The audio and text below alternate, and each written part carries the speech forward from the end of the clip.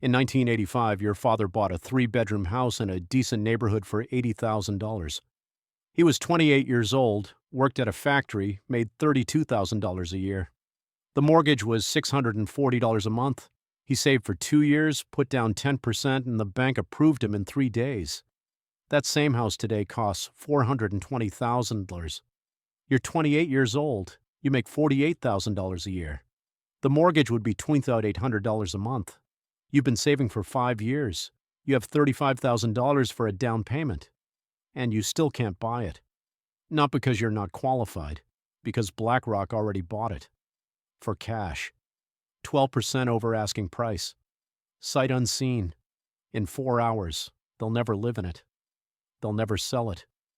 They'll rent it to you for $2,400 a month until you die. And the algorithm that made the purchase decision has already calculated that you'll never be able to compete. This isn't a housing bubble.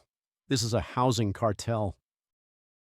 Between 1997 and 2021, 4 specific policy decisions transformed single-family homes from assets ordinary people could buy into financial instruments that Wall Street hoards. And here's what makes it sinister. Every decision was sold as helping homebuyers, tax breaks for families, stabilizing neighborhoods after the crisis, making housing more accessible. But each law, each policy, each Federal Reserve action had one actual effect. Transfer homes from families to institutions, make ownership impossible for workers, turn the American dream into a rental agreement with a corporation. And the people who designed this system, they knew exactly what would happen. The studies existed. The models predicted it. They saw that these policies would create a landlord class that individual buyers could never defeat. They did it anyway. Let me show you the 4 architects, the 4 decisions that built the housing cartel, and why you will never own a home unless this system is destroyed. Decision 1, 1997, Bill Clinton and the speculation tax break. Before 1997, housing was simple. You bought a house to live in. You paid the mortgage for 30 years.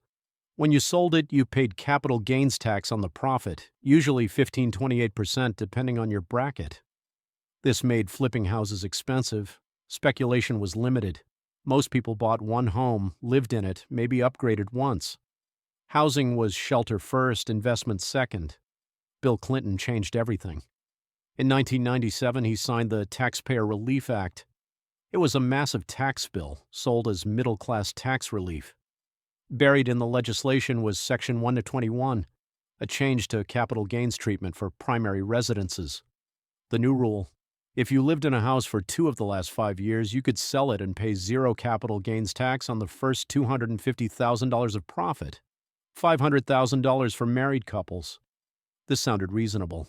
Families shouldn't be punished for selling their home, right? It was framed as helping middle-class homeowners. Here's what it actually did. It turned housing into the best speculation vehicle in America. Before 1997, if you bought a house for $200,000 and sold it for $350,000, you'd pay capital gains tax on the $150,000 profit. At 20%, that's $30,000 to the IRS. After 1997, if you lived there 2 years, 0 taxes. Suddenly, buying and selling houses every few years became wildly profitable. Live in a house for 24 months, sell, profit tax-free, buy another, repeat. And here's the mechanism that destroyed housing affordability. Investors figured this out immediately. Real estate investors started buying properties, doing minimal renovations, living in them just long enough to qualify, then selling for massive tax-free gains. The 2-year rule created a professional flipper class. But more importantly, it changed how everyone viewed housing. Houses weren't just shelter anymore. They were tax-advantaged investment vehicles. Better than stocks, better than bonds, because the gains were tax-free. Demand exploded. People started buying bigger houses than they needed because the profit would be tax-free. They started buying second and third properties, moving between them to avoid capital gains. And prices started climbing. Not because of population growth or wage increases, because housing had become a speculative asset with a tax advantage no other investment had. Between 1997 and 2006, housing prices increased 124% nationally. Wages increased 23%. The gap was pure speculation premium. People were buying houses not to live in, but to capture tax-free gains. Bill Clinton didn't create the housing bubble alone. But Section 121 of the 1997 Taxpayer Relief Act created the incentive structure that made housing speculation rational and profitable. And here's the darkest part. Once prices started climbing, they couldn't stop, because existing homeowners now had massive paper wealth. They voted against new housing construction. They supported zoning restrictions. They opposed density. Because scarcity made their asset more valuable. The NIMBY movement was born from the tax incentive to treat housing as investment rather than shelter. Clinton left office in 2001. By 2006, housing prices had detached completely from fundamentals, and when the bubble burst in 2008, it set up the next phase of the trap, because Wall Street was about to buy the rubble. Decision 2, 2008-2012, Barack Obama and the Wall Street fire sale. When the housing bubble burst in 2008, 10 million Americans lost their homes to foreclosure. Banks seized properties, auctioned them, and flooded the market with cheap houses. This should have been the moment when housing became affordable again. Supply exceeded demand. Prices crashed 40% in some markets. Young families could finally buy. But Barack Obama's administration made a decision that changed everything. Instead of helping families buy the foreclosed homes, they sold them in bulk to Wall Street.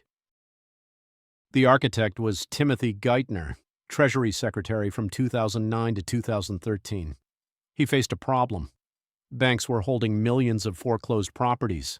These homes were collapsing in value. If banks had to sell them one by one to families, it would take years. Prices would stay depressed. Banks would take massive losses.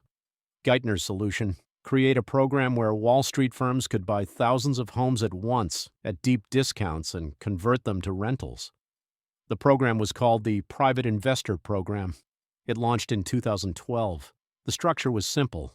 Banks would package foreclosed homes into bulk portfolios. Wall Street firms would bid on entire portfolios. Minimum purchase, 50 homes. Maximum, thousands. Individual families couldn't participate. You couldn't buy your neighbor's foreclosed house through this program. It was institutions only.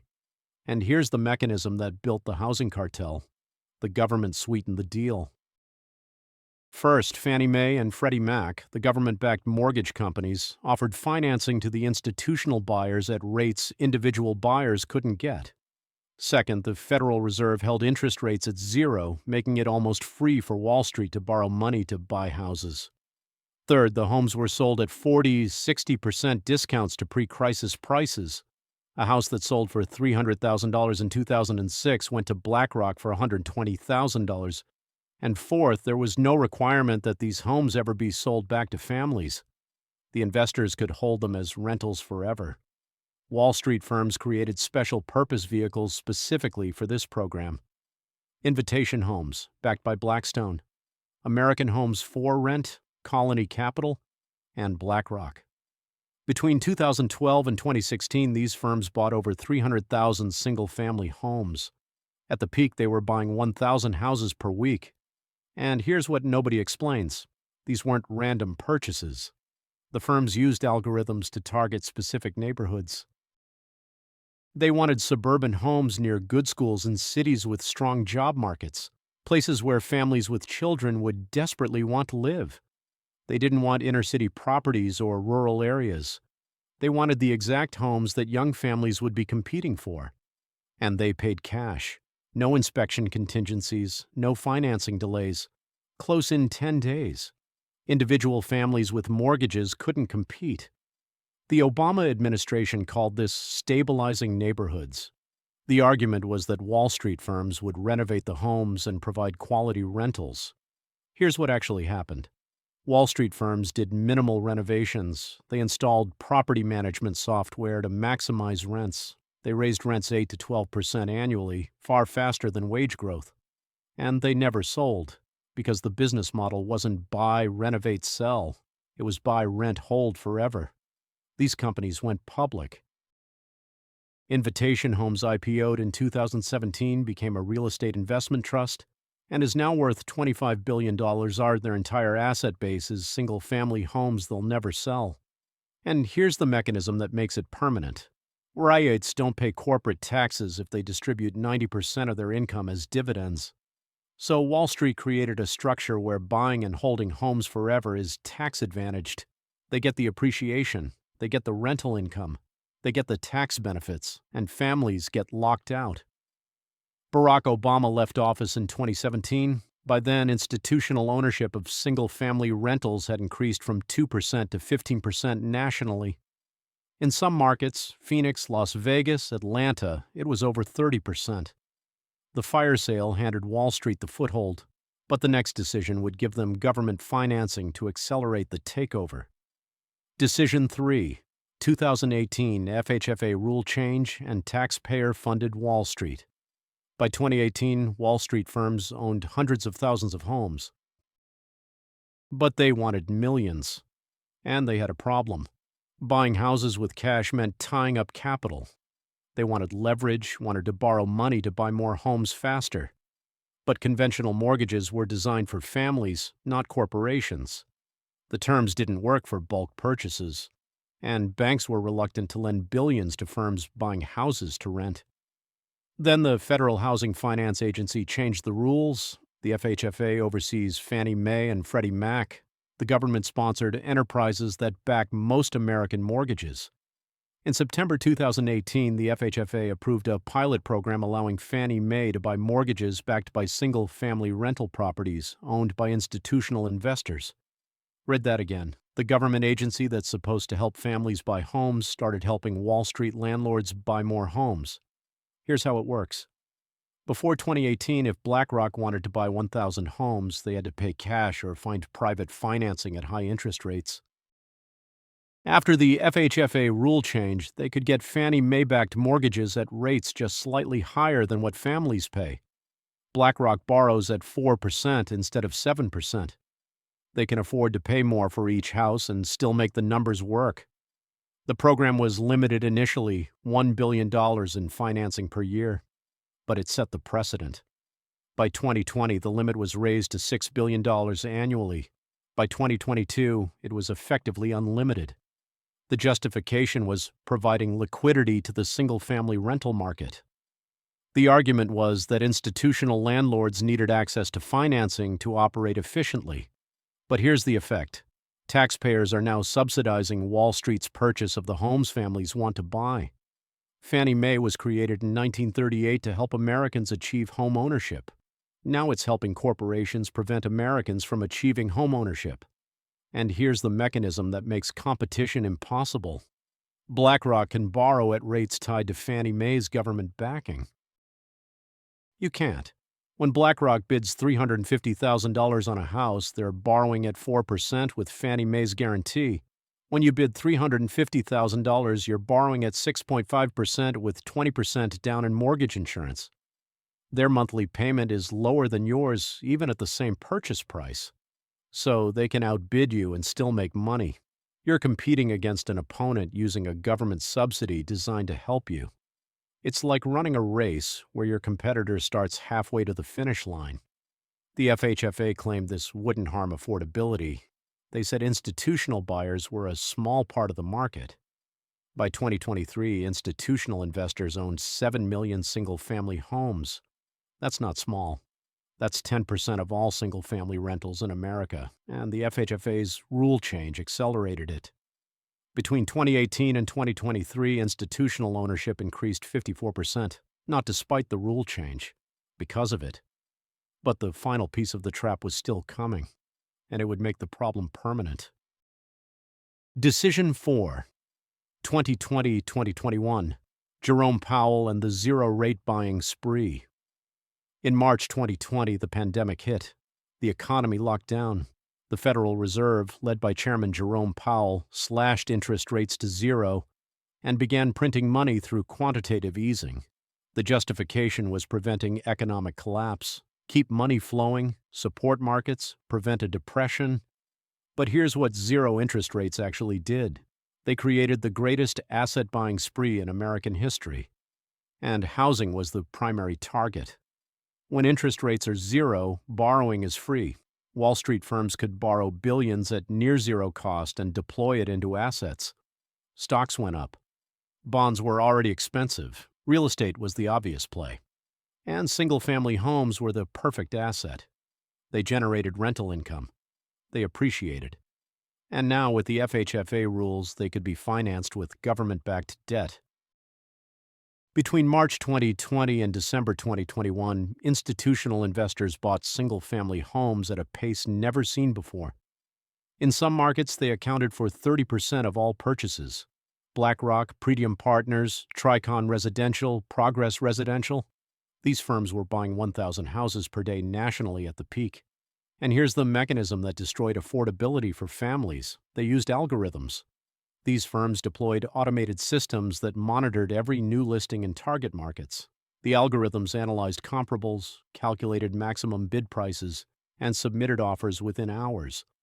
Often over asking. Always cash. No inspection contingencies. The algorithm didn't care if the price was high. It calculated long-term rental yields and expected appreciation. If the model said buy, it bought. Individual families couldn't compete.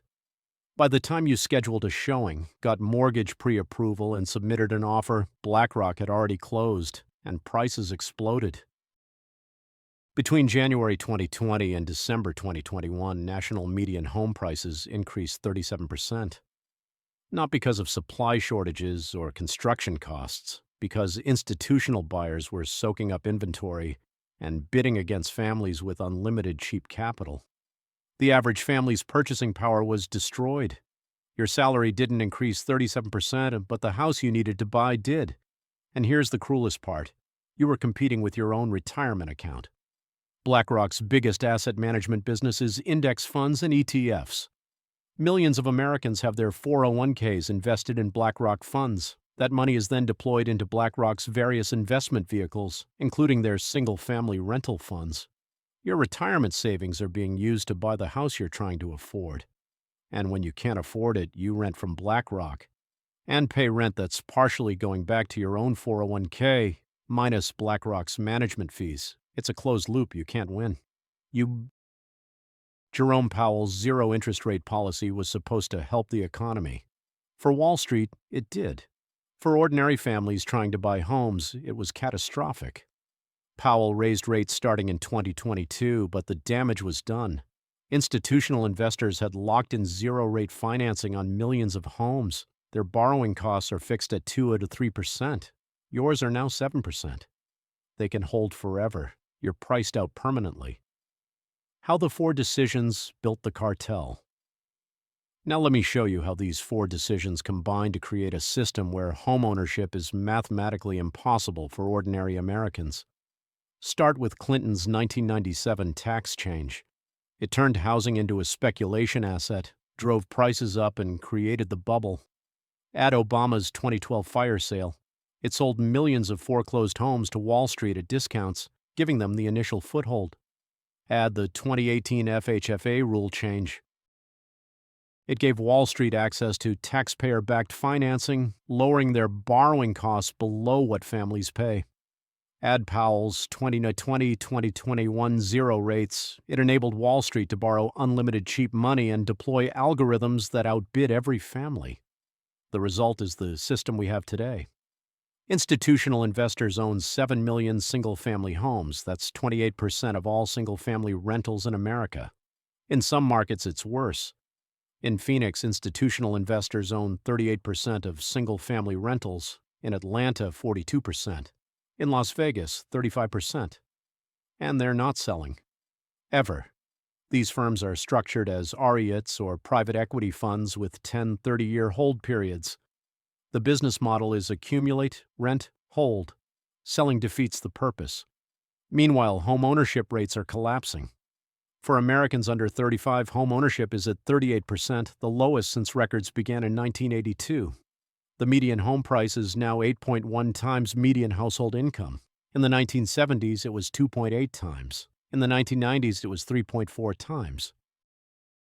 Your parents bought on a single income at 3x their salary. You can't buy on a dual income at 8x your combined salary. And here's why escape is impossible.